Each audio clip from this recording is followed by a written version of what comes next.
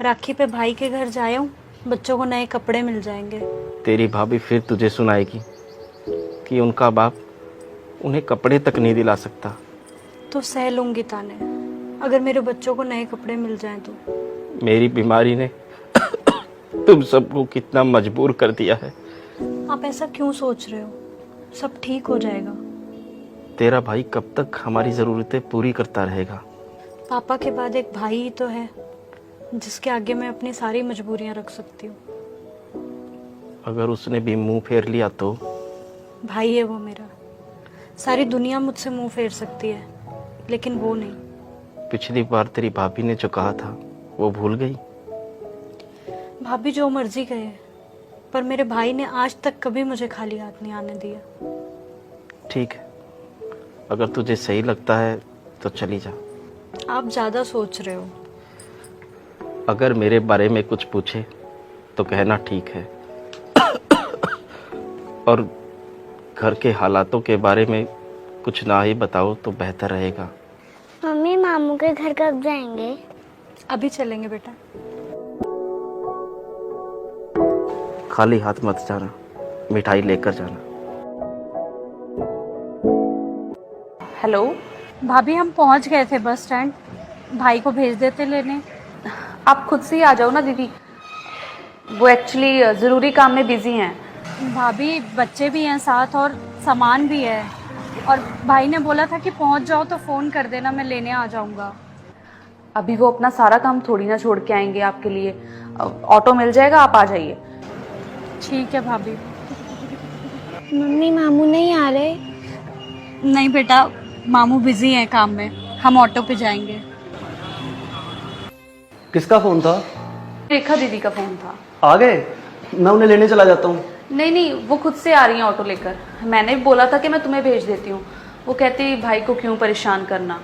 अच्छा ठीक है, तुम एक काम करो ना, तुम इतने राखी की थाली तैयार कर लो, आते ही होंगे। हाँ मामू आ गया मेरा बेटा? अरे दीदी ऑटो में परेशान होकर क्यों आए?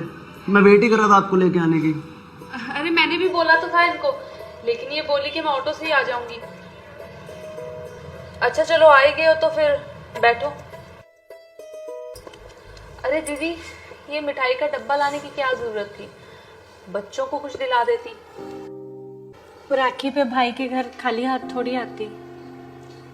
जीजा जी कैसे हैं अब? अब ठीक है भाई, बस दवाई चल रही है।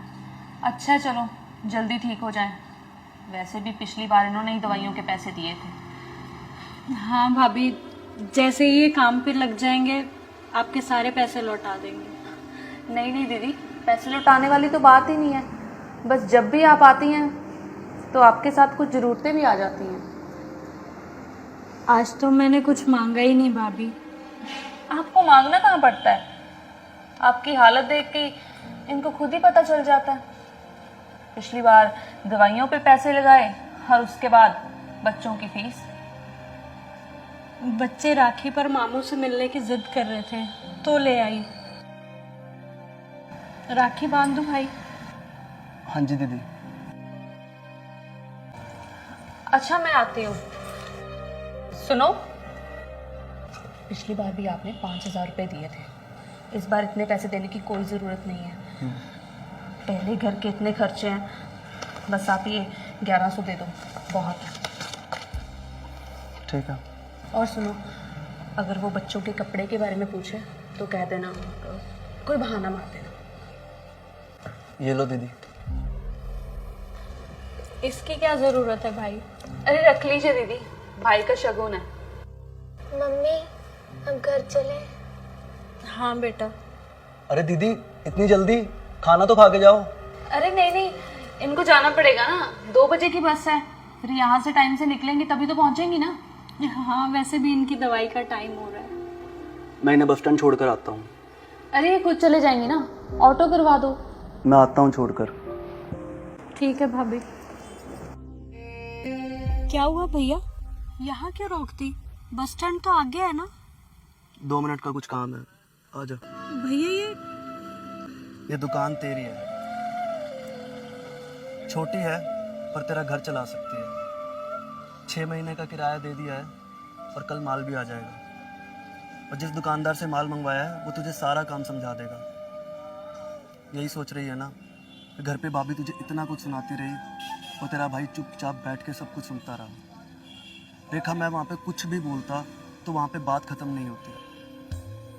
तू तो राखी बांध कर चली जाती, लेकिन बाद में मेरे घर में कलेश होता। लेकिन इसका मतलब ये नहीं कि अपना घर बचाते बचाते मैं अपनी बहन से मुंह फेर लूँगा। मैं कुछ ऐसा करना चाहता था कि तुझे आज के बाद कभी भी मुझसे कुछ ना मांगना पड़े और तेरी भाभी को कुछ भी कहने का मौका ना मिले। इस राखी तेरी कोई एक ज़रूरत पूरी नहीं की, बल्कि तेरी मजबूरी ख़त्म करने की कोशिश की है। तू कहती थी ना कि पापा के जाने के बाद एक मैं ही हूँ जिसके सामने तू अपनी मजबूरी रख सकती है। मैं चाहता हूँ कि तुझे आज के बाद मेरे सामने भी कभी अपनी मजबूरी ना रखनी पड़े। कल से यह दुकान खोल लेना और अपने पैरों पर खड़ी हो जा। तू ये मत समझना कि घर पे तेरा भाई चुप था तो वो कमज़ोर पड़ गया। कभी कभी रिश्तों को बचाने के लिए चुप रहना पड़ता है। तो टेंशन मत लियो, तेरा भाई तेरे साथ है।